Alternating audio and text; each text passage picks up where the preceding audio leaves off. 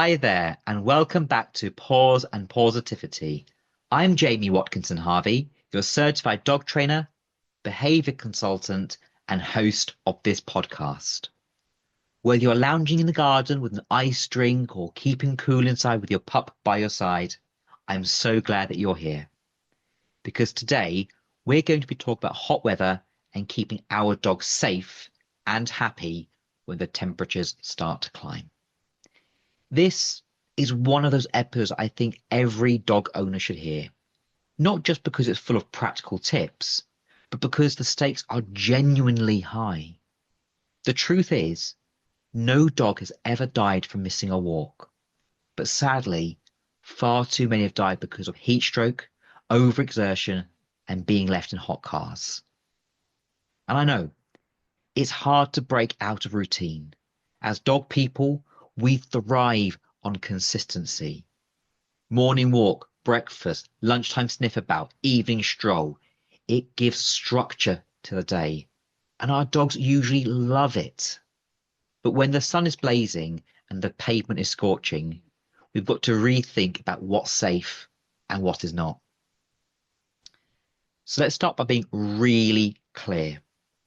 Heat stroke can be deadly, and it can set in far quicker than people often realise. We're not just talking about the obvious signs like heavy panting or collapse. Sometimes it can be as subtle as a dog seeming a bit off, refusing to move, or acting dazed. Brachycephalic breeds like French bulldogs, pugs, and bulldogs are especially vulnerable. I see this every summer, and it's something that genuinely keeps me up at night. My own two Frenchies, Penny and Onyx, are beautiful examples of the breed, but their breathing challenges mean that even short bursts of heat can be a risk. And don't even get me started on tarmac temperatures. If it's too hot for the back of your hand after 5 seconds, it's going to be too hot for your dog's paws. And I'm not just talking discomfort, it can cause real burns. So what can we do instead? Let's make summer about safety, enrichment, and a bit of creative thinking. Firstly, if your dog loves water, a paddling pool is your best friend. I absolutely adore watching Penny and Reggie bob in and out of hours, chasing floating toys, splashing about. It's like their own little water park. It's brilliant fun, and it keeps them cool. Onyx, on the other hand, he prefers to supervise from the shade. He's not a water fan, and that's totally fine. Not every dog is. And just like us, they all have their preferences. Next, bring the fun indoors. Think enrichment games, scent work, food puzzles, or even a good old-fashioned cardboard box with treats hidden inside.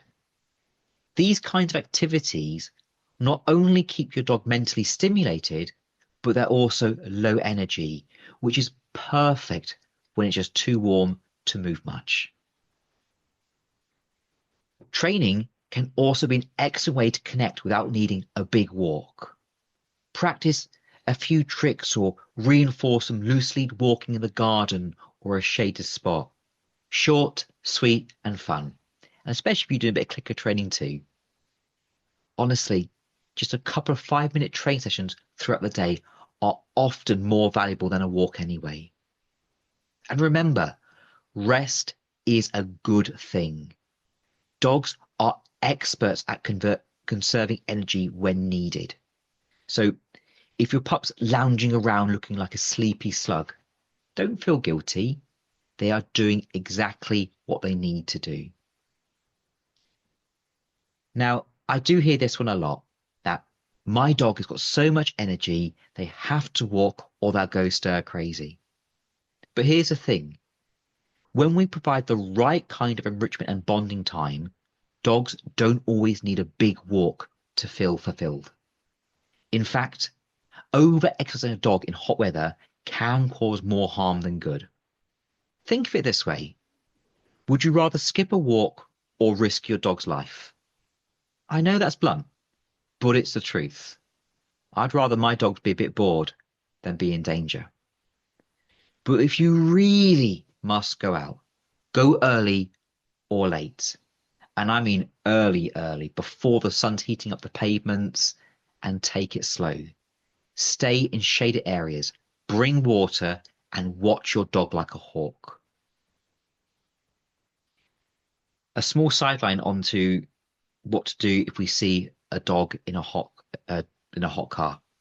Now, this is something I wish that we didn't have to think about, but we do. If you see a dog locked in a hot car, here in the UK, call 999 immediately. Don't wait. Don't assume someone else has called. Your one call can make all the difference and save a life. The RSPCA advise that if you believe the dog is in immediate danger and that if you do have to act before help can arrive, take photos or videos for evidence, then explain what you've done once the emergency services are then there. And for those of you listening outside of the UK, call your local emergency services. Don't hesitate. Time is absolutely critical. Now, at the end of the day, you know your dog better than anyone. If they're panting more than usual, if their gums look pale or sticky, or if they seem distressed, don't wait it out. Get them cooled down and call your vet. Wet towels, fans, cool, not cold water, and a trip to the emergency vet if needed. It is always better to be safe than sorry. And please, don't worry about skipping a walk or changing up your dog's usual schedule. Your pup will be just as happy playing tug in the shade or chilling with a frozen Kong as they would be on a sweltering pavement. Probably more so, actually. And that's it for today's episode of Paws and Pawsitivity. I hope you're walking with some peace of mind and a few fresh ideas to keep your pup happy and safe during those sizzling summer days. And remember, it's not about sticking to routine no matter what. It's about listening to your dog, adapting to the weather, and putting their safety first. Thank you so much for joining me today. And if this episode was helpful, I would love it if you can give the podcast a positive rating, share it with a friend, and subscribe so you don't miss future episodes. Your support helps us reach more dog lovers and keeps the positive message going. Until next time, take care, stay cool, and give your pup a big hug from me. Woofity woof.